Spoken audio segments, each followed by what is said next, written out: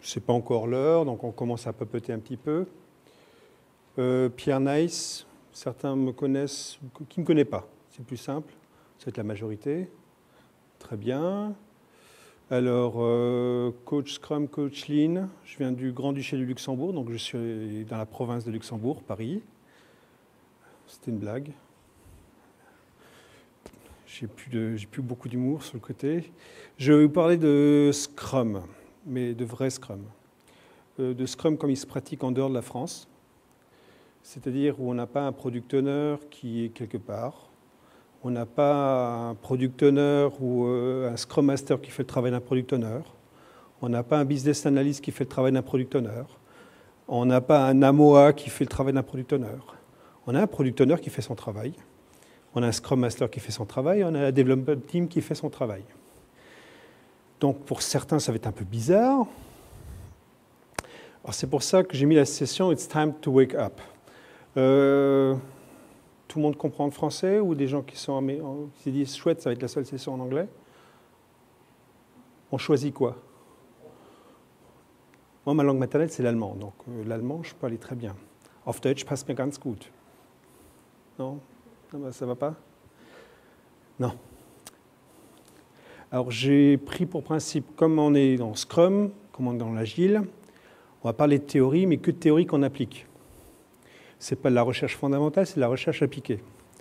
Donc j'ai à peu près à la louche une quarantaine de projets Scrum à ma clé, du petit jusqu'à du très gros. Mais en fin de compte, c'est toujours des projets. Et j'aime bien aller au bout des limites de la chose. Donc j'ai testé des choses qui paraissent assez bizarres, assez simples. En fin de compte, pour arriver à du Scrum, on peut mettre du Scrum en place quand on peut mettre du Scrum en place. Pour mettre du Scrum en place, c'est le principe, c'est cette image-là, qui est bien sûr une AK, mais le principe du rugby. Scrum, c'est bien sûr la mêlée. Et qu'on n'oublie pas le principe de la mêlée. Pourquoi on a parlé de mêlée? On a dit c'est une équipe ensemble qui se dirige vers un but commun. C'est-à-dire que c'est l'équipe qui fonce ensemble, qui peut se passer la balle en arrière. C'est ce qu'avaient écrit Nonaka et Takeuchi dans les années 80. Ce n'est pas l'équipe qui avance ensemble et au fin fond, dans les tribunes, il y a un product owner qui lui passe la balle. Quand on parle d'équipe, on parle d'équipe. Et je ne vous parle pas d'un Scrum qui est sorti, c'est simplement Scrum qui se pratique depuis 2004. Alors à un moment donné, j'ai dit, je vais remuer un peu dans les brancards. Je suis ravi qu'on parle du product owner. Effectivement, c'est un vrai souci. Quand on dit qu'il y a dans une équipe, comme j'ai entendu tout à l'heure, qui était très bien, une belle présentation, mais quand on dit on a un chef de projet, mais je ne lui dis pas tout, il vient que ce qu'il veut et je lui garde, je dis là, on marche sur la tête, braves gens. Parce qu'on est en train de parler d'agilité. L'agilité, c'est 3 fondamentaux. C'est la transparence, c'est l'inspection et l'adaptation. C'est l'amélioration continue. Transparence, c'est je ne cache pas des choses aux participants au projet. Je ne fais pas une sprint review uniquement avec l'équipe et accepter et rejeter, et après je fais une sprint review avec le client et les utilisateurs pour montrer qu'on est très bien. C'est si on est mauvais, il faut que tout le monde le sache. Voilà. Donc c'est peut-être un peu radical, c'est ce que j'enseigne, parce que je donne des formations PO, mais surtout expliquer qu'il y a un concept derrière. C'est un changement de paradigme, comme dans le Lean, c'est un changement de pensée. Si on n'arrive pas à penser que vos clients, vos utilisateurs, que l'équipe, que le product owner, que le Scrum Master, tout ça, c'est une et même équipe pour un même projet qui est la livraison d'un client, on va avoir des soucis. Alors, je vais vous expliquer un petit peu. Alors, par contre, si vous n'êtes pas d'accord, vous dites « je ne suis pas d'accord ». Vous racontez des conneries, on fait le deal. Le principe agilité, c'est « je peux raconter des conneries, c'est à vous de me dire si je raconte des conneries ». Vous avez le droit de ne pas être d'accord, mais vous n'attendez pas à la fin. Là, on est en mode waterfall, on est en amélioration continue, donc vous vous levez et dites « je ne suis pas d'accord ». Et j'accepte tous les arguments. Donc l'objectif, c'est que je n'arrive pas au bout de la présentation. On est d'accord? Donc j'ai un product backlog qui est ma présentation, j'ai mon timekeeper qui est mon Scrum Master qui est ici, qui va me dire « ok, j'ai atteint ». Grosso modo, à Lille, je m'étais amusé à faire ça, j'avais à peu près 20 slides, j'en avais prévu 60, je réduis à 20, j'en ai fait 5. L'intérêt, c'est que vous ne perdiez pas de temps. Donc grosso modo, si vous dormez, pour moi, c'est un échec et je ne serai pas done. Et comme vous le savez tous, en tant que product owner, half done is not done. L'introduction. Merci à nos partenaires. Donc j'ai respecté le protocole. Donc merci Microsoft, Open, et merci à CoProcess. Enfin, merci à moi-même. Coprocess, c'est l'entreprise pour qui je travaille, qui ne me paye pas aujourd'hui. Je ne suis pas chargé aujourd'hui. Je n'ai rien à gagner aujourd'hui. Je vais donner 2 jours de formation demain ici à Paris. Et après, je rentre dans mon joli pays, Luxembourg. Mais comme vous avez compris, je suis excessivement simple parce que je suis un Allemand de nationalité française. Je travaille à Luxembourg sur des projets internationaux. Voilà, c'est très simple. Et je fais du Scrum dans le gouvernement, au Parlement européen, dans les petites entreprises et start-up, chez SAP, un peu partout, où les gens sont aussi fracassés que moi. Et si vous ne le savez pas encore, vous allez en voir. Par contre, est-ce qu'il y a des gens de Xebia? Non? Alors, je les ai allumés cette semaine par leur contrat agile. J'ai dit que c'était une grosse connerie.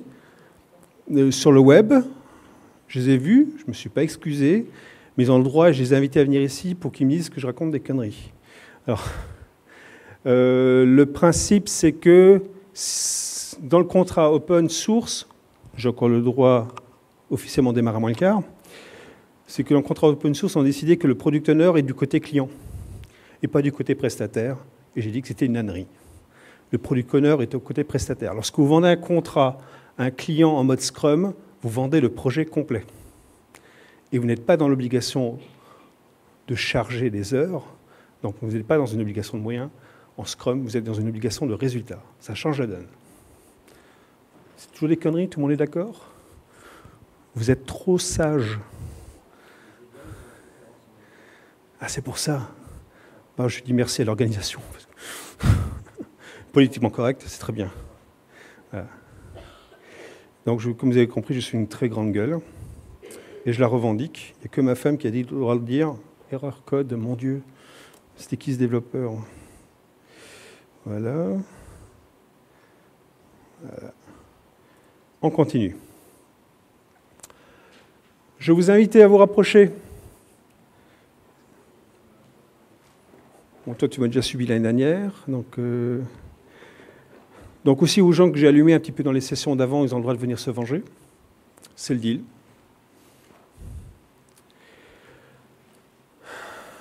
Est-ce que vous savez pourquoi j'ai mis ça?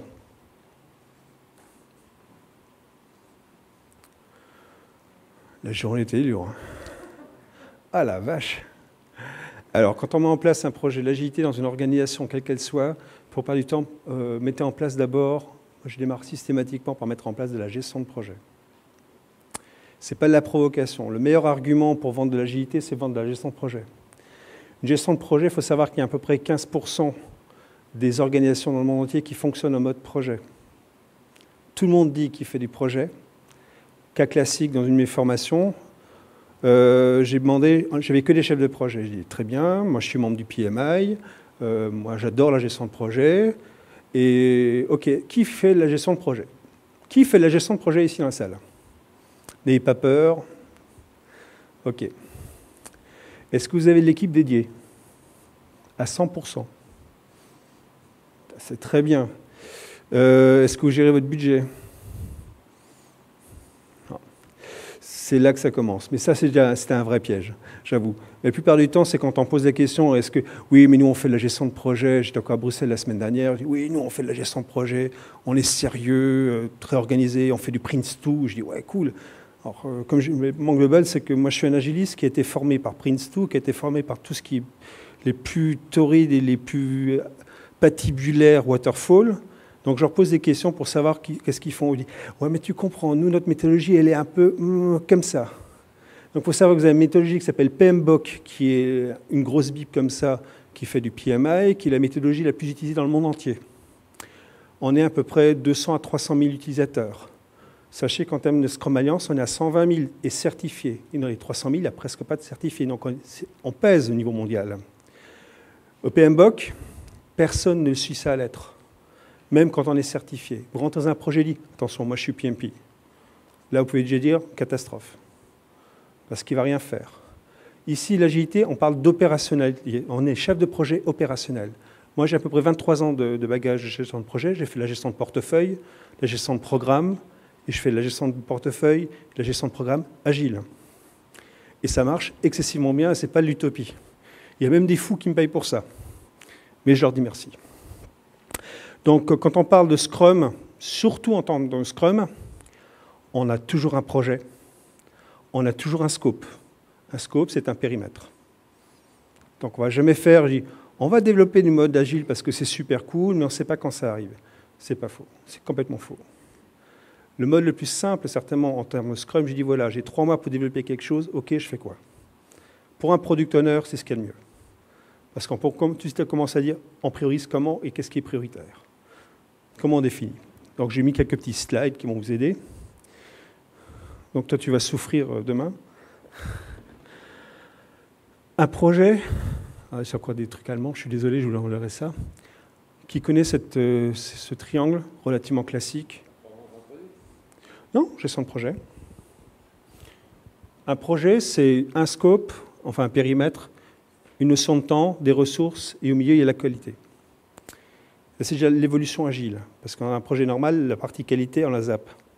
Donc, grosso modo, quand on parle d'un projet qui est budgété, s'il y a un gros appel d'offres, vous devez livrer, vous avez un budget de tant et tant de milliers d'euros, et vous devez délivrer en 6 mois quelque chose, c'est grosso modo, si le scope est fixe, la courbe de temps est fixe, les ressources sont fixes, parce que vous avez le droit de dédier par rapport à un certain nombre de budgets les ressources qu'il faut, vous allez délivrer quelque chose et vous prévoyez un budget maintenance derrière. En agilité, on dit, c'est pas comme ça qu'on fait. Nous, on fait ça de manière différente. On fixe la qualité, on ne peut pas négocier. Mais par contre, un des 3 éléments, on peut bouger.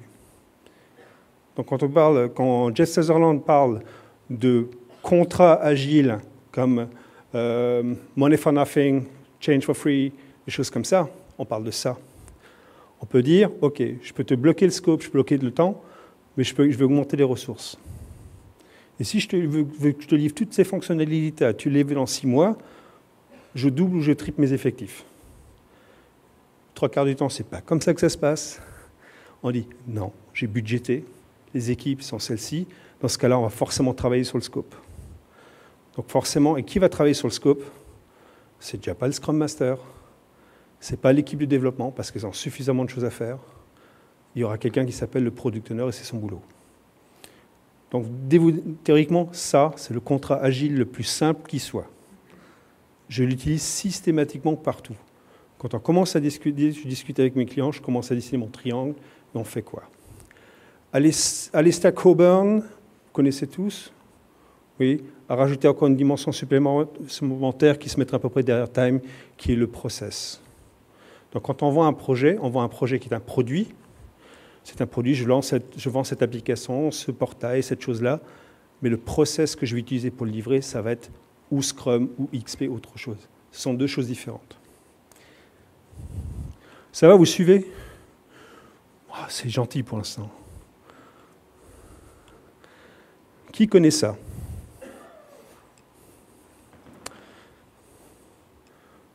2, courageux. 3, 4, faillot. OK. Courbe, cycle de vie de produit. Extrait du PMI. Faut savoir qu'un projet, c'est 2 éléments. Ce n'est pas uniquement un livrable unique, qui est la théorie. Un projet constitue de 2 choses. De la gestion d'un produit et d'un cycle de vie ou d'un processus. Scrum, enfin en théorie, en PMI, on a un chef de projet qui sait gérer tout ça. En théorie, il ne peut pas tout faire. En réalité, il n'y arrive pas du tout, voire même pas 10%. Nous, en Scrum, on a une chose qui est assez intéressante. On a quelqu'un qui est responsable de la gestion du produit et on a quelqu'un qui est responsable du process. Le process, c'est le Scrum Master, le process, c'est Scrum. Le Scrum Master s'occupe du process, le produit, c'est Product Owner. On est d'accord? Non?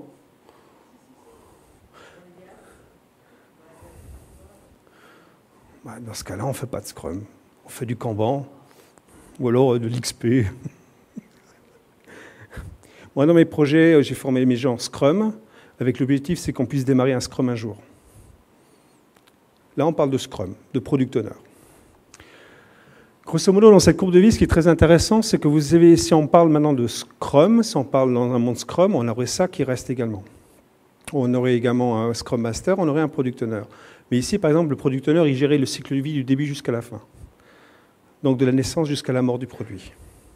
Une personne. Ça vient déjà du monde Lean. Dans mon ligne, chez Mazda, on avait un monsieur, je n'ai pas son nom malheureusement, mais il a suivi le cycle de vie avec toutes les releases possibles, les évolutions possibles de la Mazda MX-5 Miata, qui est le petit roadster de Mazda. C'est la même personne et pendant 40 ans, il s'est occupé que d'un projet. En termes de produit, c'est l'évolution du produit. C'était son bébé, il l'a vu grandir. Ça, c'est le principe de la gestion de produit. Donc c'est Scrum. Dans Scrum, on adresse ça. Donc vous voyez, il y a différents niveaux de cycle de vie. On a la conception, on a la croissance, on a la maturité, on a le déclin et ensuite la mort. On peut avoir différents projets qui gèrent différents niveaux. Ce qui est intéressant à savoir, c'est que jusqu'à la maturité, on parle de développement. Après la maturité, on parle de production et après, on parle de déclin. Donc grosso modo, s'il y a des gens qui sont à l'aide du Lean Six Sigma ou d'une méthodologie où on analyse les processus et on parle de mise en prod et de reproduction possible de process, on ne parle pas de développement, on parle de production. Donc la seule chose qui parle, les seules méthodes qui parlent de manière naturelle pour créer un produit, ce sont forcément des méthodes de développement. Scrum est une méthode de développement. Alors par contre, réfléchissez voir. Vous êtes dans le développement logiciel. Vous pouvez me donner la longueur de la phase, de la période de maturité d'un logiciel? Alors, théoriquement, 3 ans, c'est sans retouche, sans maintenance, sans ajout. C'est ma chaîne de production, j'ai ma Renault 5 qui entre en début de chaîne et qui sort de la chaîne et que je ne retouche plus, je ne recalibre plus. Théoriquement, cette courbe-là est complètement fausse. C'est une courbe qui est adaptée pour un produit industriel. Dans le développement logiciel, on a une courbe qui serait un chapeau pointu, voire une progression constante parce qu'il y a des ajouts, parce qu'on a des calibrages, parce qu'il y a différentes phases, différentes releases ou des customisations qui se rajoutent. Et à un moment donné, il y a une phase 2, un nouveau produit qui va démarrer en parallèle, et après on le fait mourir d'une manière sèche, et on passe le nouveau produit en avant. Donc grosso modo, avoir une gestion de projet en mode prod, on va mesurer simplement que les métriques, que mesurer le process, orienté uniquement à amélioration du process, c'est déjà un non-sens. Donc quand vous dites, voilà, j'ai un projet de développement et je veux faire du Lean Six Sigma, vous pouvez déjà partir en courant. C'est parti déjà mort d'avance. Et ça, il faut l'expliquer par ce principe-là. Est-ce que vous êtes d'accord? Qui n'est pas d'accord? Vas-y.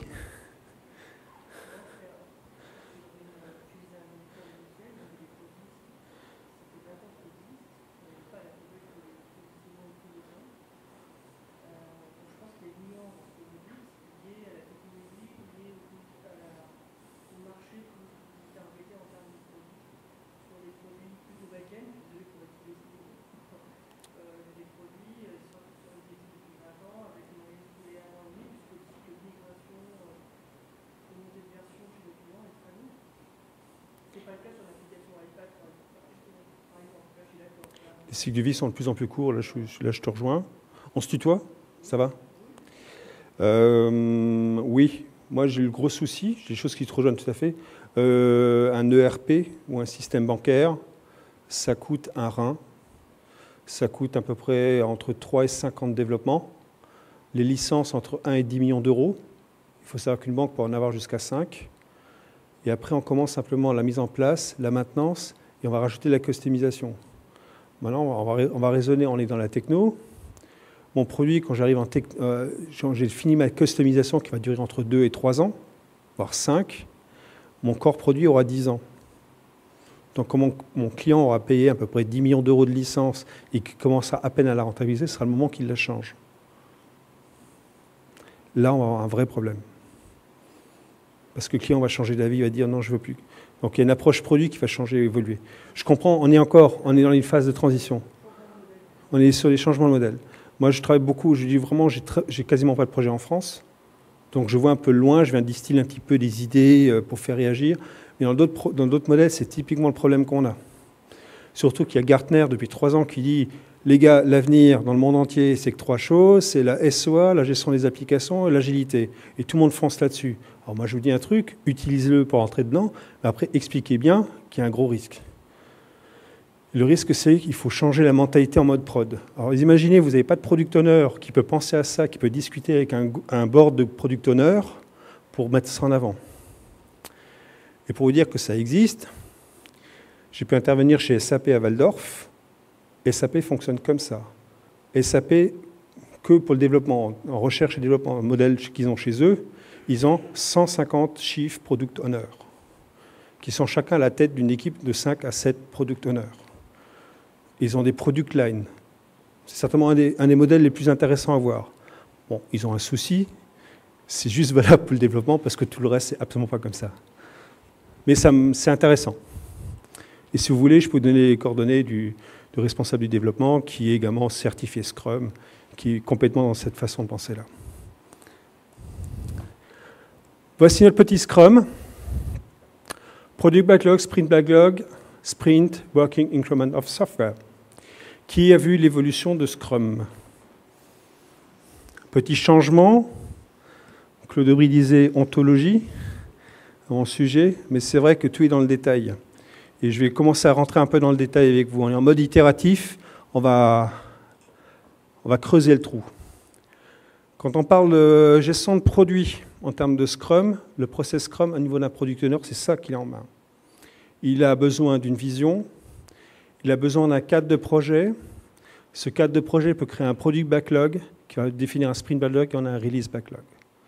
Ça, c'est une règle qui a été définie déjà par Mike Cohn à peu près il y a 2005. L'histoire de Scrum, c'est relativement simple. Le process, c'est un client qui vient voir une société qui dit « je veux un développement de produit ». La société dit « on va le faire en mode Scrum ». Le client va être honnête et dit « j'en ai rien à foutre, comment tu me le fais, fais-le-moi vite et bien ». Je vais te mettre en relation avec un Scrum Master. Il dit « moi, Scrum, je m'en fous. Je veux quelqu'un qui me fasse mon produit comme je veux ». Il dit « je te mets en relation avec un gars, c'est un product owner. C'est un chef de projet, mais il fera le product owner. » Ok, passe-moi le product owner. Le product owner va voir le client. Il va lui poser la question, qu'est-ce que vous voulez faire comme produit? Et ben, je vais faire un produit comme ça, il commence à sortir son cahier des charges. Le boulot du product owner, ça va relativement clairement d'avoir une vision. La vision, c'est un elevator statement. C'est basé sur le principe du lean, le true north, le nord véritable. Qu'est-ce que tu veux faire vraiment? À qui ça s'adresse? Et on le questionne d'une manière relativement costaud. On ne fait pas de quartier. Est-ce qu'on est d'accord dessus? Ça peut durer 2 heures, ce qu'on appelle un visioning workshop. On arrive dans le détail. On est bien clair, on est bien d'accord, on partir de là? Oui. Dans ce cas-là, ça va être figé. Il te le faut pour combien de temps? Dans combien de temps? Très bien. Est-ce que tu connais les utilisateurs qui vont appliquer ça? Oui, il me dit, mais attends, c'est moi le client. Je dis, oui, mais tu as quand même des gens qui vont acheter ton application. C'est qui? Est-ce que tu connais? Ah non, ok, je vais t'aider à définir le benchmark.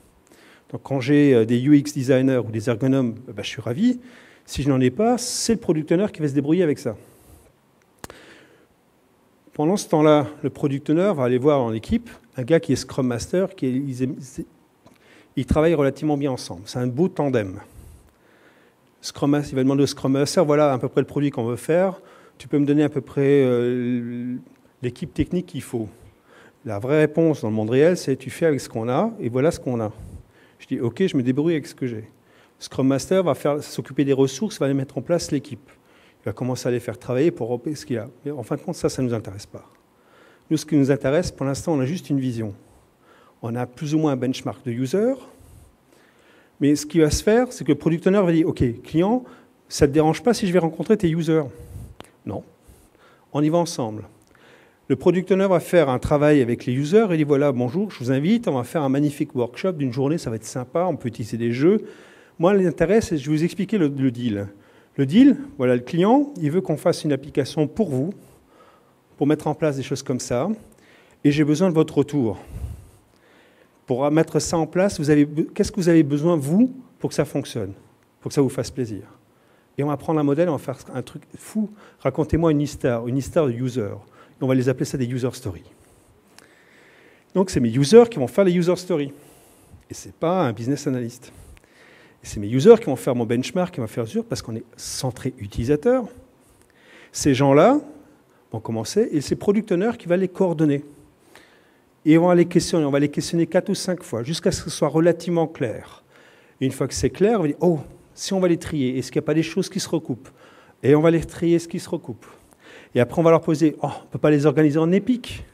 On va les mettre en épique. Ou elles ne sont pas très grosses. Est-ce que vous auriez peut-être des critères d'acceptation? Et les redécoupe.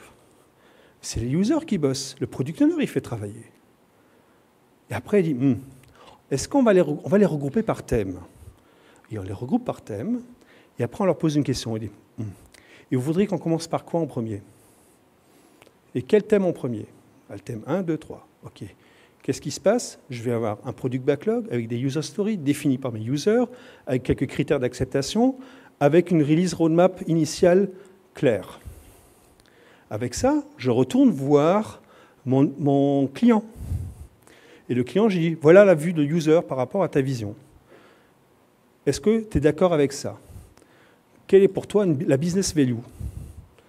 Ou alors on va rajouter encore les choses, on va rajouter des risques, ou les problèmes de compliance, ou si tu es SOX, ou si tu as un problème, tu es en banque privée, tu as besoin d'avoir tu as des critères complètement farfelus, des problèmes d'engagement. Aide-moi à trier comme ça. Et c'est mon client qui va les trier à ce moment-là en termes de business value. À ce moment-là, j'ai quoi? Product backlog qui est organisé, qui est trié. J'ai une roadmap initiale. Et à ce moment-là, je vais aller voir mon équipe.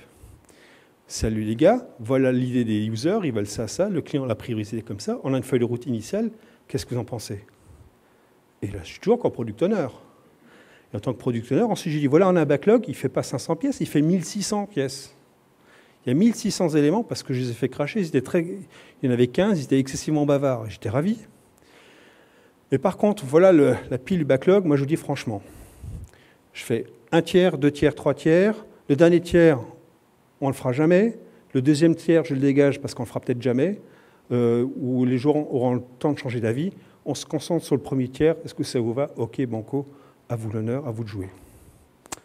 Travail du product owner, phase 1, sprint planning 1, sprint planning 2, bien sûr, l'équipe s'approprie tout ça. Le retri en fonction de la faisabilité, de leur capacité. Ils vont ensuite le reprioriser par rapport à eux. Ils vont définir un sprint backlog initial qui sera découpé au niveau de la tâche, ils peuvent le trier s'ils le veulent, ce n'est pas une obligation. Ils peuvent ensuite faire en sorte qu'ils font un plan pour le sprint, pour savoir comment ils vont l'implémenter. Ils peuvent travailler le design et ils ont la capacité de donner un objectif de sprint.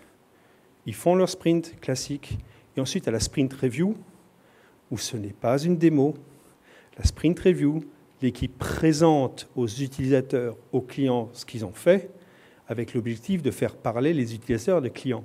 Grosso modo, voilà ce qu'on a fait l'appli. Mettez-vous devant l'appli et montrez ce que vous avez besoin. Et l'équipe regarde à ce moment-là ce qui se passe.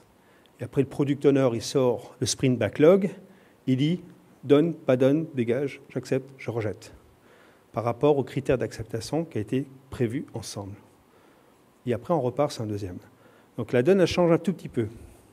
Qui connaissait cette approche-là? Donc, de manière générale, ce n'est pas nouveau. Mais je vous dis quand même que dans le monde à l'extérieur, c'est comme ça qu'on pratique. Donc c'est du Scrum by the book quand on peut. La seule différence de ne pas pouvoir faire le Scrum by the book, c'est quand on n'a pas d'équipe dédiée. Tout le reste, ça se marche relativement bien.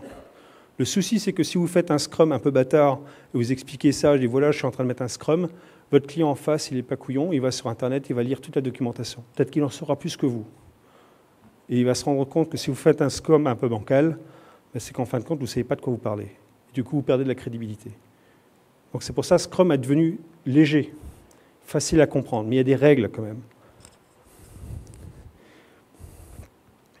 Le cadre de projet Scrum, c'est ça. Un product owner gère ça. On va parler du product backlog, comme je vous l'ai expliqué, d'une roadmap. On veut savoir qui sont les participants au projet. Et après, il y a le staffing qui est fait par le Scrum Master, peut-être le product owner qui peut l'aider ou pas. Et il y a la conception de l'équipe. Si je vous endors, hein. Ça va encore? C'est digeste? Je suis crevé aussi. Je suis parti de messe à 5 heures. Feuille de route, vous la connaissez tous aussi? Qui ne connaît pas? OK. Principe, on zappe. Règle numéro 1. Ce n'est pas moi qui l'ai rédigé, c'est Jeff Sutherland et Ken Schwaber dans le nouveau Scrum Guide.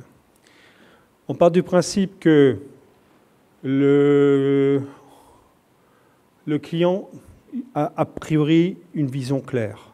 Là, je suis d'accord, la vision ne doit pas changer en cours de route. Si la vision change en cours de route, c'est le product owner qui dit stop, on arrête de faire des conneries, on ne parle plus de la même chose, on arrête le Scrum.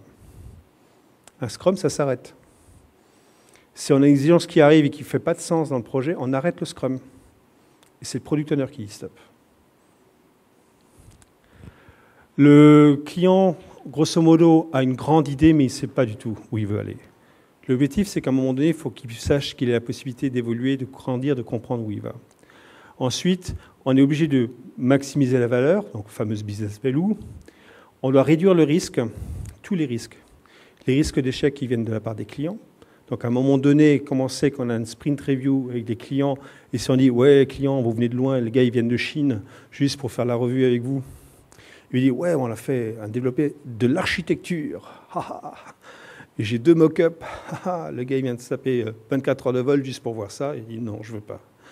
Donc le problème, c'est qu'à un moment donné, la complexité pour un product owner, dans la discussion, dans la négociation qu'il y a avec l'équipe, c'est comment que je peux livrer à minima tous les mois une fonctionnalité qui est sexy pour le client, mais qu'on n'ait pas de dette technique.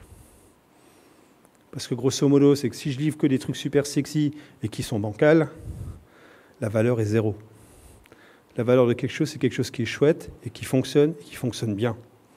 Sinon, je ne peux pas faire mon plan de release. Vous êtes toujours d'accord avec ça? Ouais. Merci. Oui.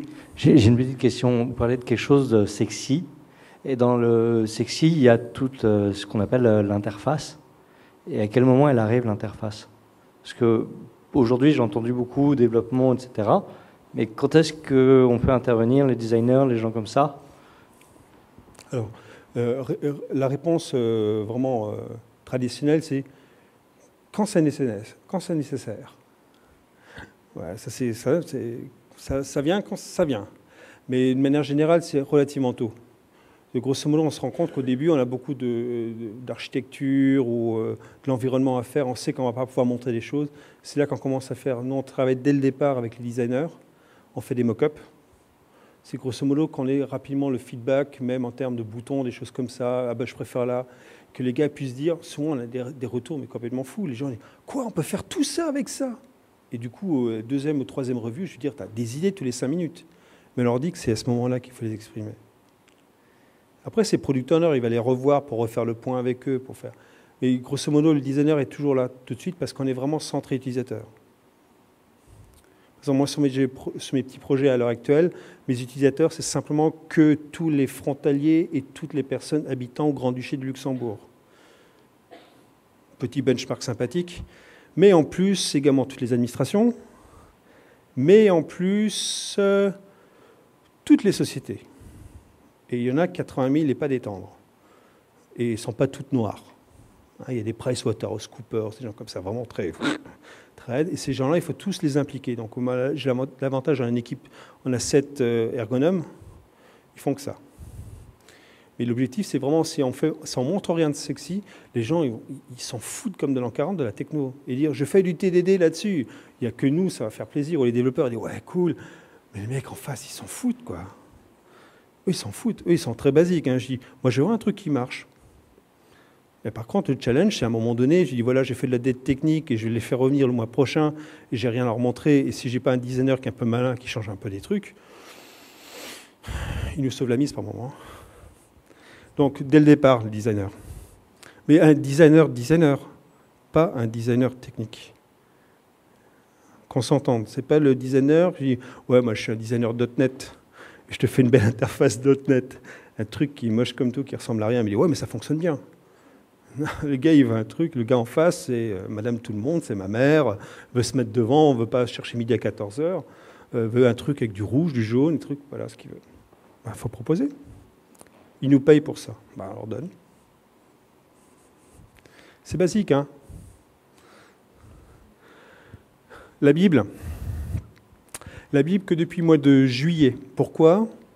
Tout à l'heure, je vous parlais d'ontologie. Alors... Claude Aubry m'a chargé un petit peu parce que je l'ai chargé pendant des années avant. Il a eu raison. Ontologie, parce que c'est la première fois qu'on parle de guide définitif. C'est la première fois qu'on dit ça, c'est la règle, c'est écrit dans le marbre. C'est que 40 pages. Et ça, c'est Scrum. Tout le reste, c'est pas Scrum. C'est la première fois. Je me suis permis une traduction, c'est pas pour un objet de publicité, c'est parce que j'étais en même temps en train de revoir la formation Scrum pour la MOA que je pilote, où ça faisait pas de sens que je leur explique qu'il fallait faire des tests unitaires. Ça voulait rien dire du tout pour eux. Ouais. Ah oui, complètement. Non, il y a quelques points, je viens dessus. L'amélioration continue, c'est dedans. On est dans une amélioration continue permanente. Si, bien sûr.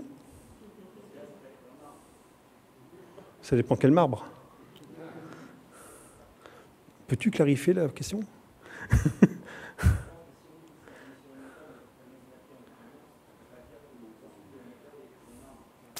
Oui et non, parce qu'on est sur une méthode. Et c'est pas un code, c'est pas un framework. Une méthode, c'est quand même des principes élémentaires de base. Parce que le souci, c'est que maintenant, tu veux faire du Scrum et tu as une équipe en Inde, une équipe un peu partout. Il dit, nous, on fait la fameuse histoire des Scrum Bots. C'est un vrai problème. Je dis, grosso modo, tout le monde, le monde entier va faire un Scrum avec un produit owner assis à la table, dans l'équipe, au sein de l'équipe, et qui fait cette priorisation, qui est chef de projet. Et à Paris, on le fait différemment. Comment tu vas aligner les projets? Tu te tires une balle.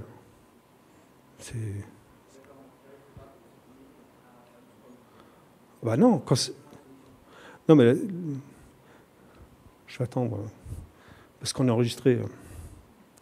C'est pour les services spéciaux français. Je viens du Luxembourg. Ah. J'ai ma valise qui est cachée. Arnaud Montebourg est là, non? Bah oui, c'est pour ça qu'à la limite, à un moment donné, un coach est très important. C'est qu'à un moment donné, ici, on a un événement d'évangélisation, on va dire. Là, entre vous, je vous parle by the book. C'est un objectif à atteindre. Donc, à un moment donné, il faut aussi dire, voilà, les gars, on ne fait pas du Scrum, on va essayer d'atteindre, on va faire un Kanban agile, on va commencer à mettre des cérémonies Scrum, enfin un Scrum ban, et à un moment donné, si ça fait du sens, on fait un Scrum en place. Si ça fait du sens. Mais le problème, c'est quand je parle de Scrum et j'en fais pas, ça, c'est dangereux. Ouais, là, je suis d'accord, par contre. C'est ce que c'est vraiment également, mais je suis content de l'interrogation. C'est parce que c'est tout à fait ça. À un moment donné, il y avait des posts également, des grosses discussions. On dit ouais, nous, on se libère de Scrum, on n'a pas besoin. Je dis mais excusez-moi, connard, t'as qu'à pas en faire. Hein. C'est pas la peine. Le problème, la méthodologie, c'est ça. Et comment c'est perçu au niveau des organisations, il faut savoir. Vous allez avoir une BPMO, Business Process Management, qui va mesurer les process parce qu'ils sont obligés de le documenter. Et à côté, vous avez une méthodologie qui supporte ces documentations, ce process. Et c'est là que ça devient compliqué, parce qu'il faut comme ça. On va dire, ouais, mais je m'en fous. J'étais sur un projet en sidérurgie en Allemagne, où on devait faire une migration d'un code assembleur en Java. Je ne sais pas si tu imagines l'époque, je ne sais pas si tu étais né. Je suis désolé, moi je suis plus vieux. Moi, je connais, j'ai appris ça, mais c'est un truc. Il y avoir 2 personnes qui étaient à la retraite qui devaient courir. Ça leur a coûté un rein parce qu'il y a Accenture qui est venu prendre les recueils pour faire une documentation. Ils ont dit, ça nous a coûté un rein, pas 2 fois. Parce que là, par contre, là, je rejoins, on a un code, on a un soft qui va durer 15 ans, 20 ans.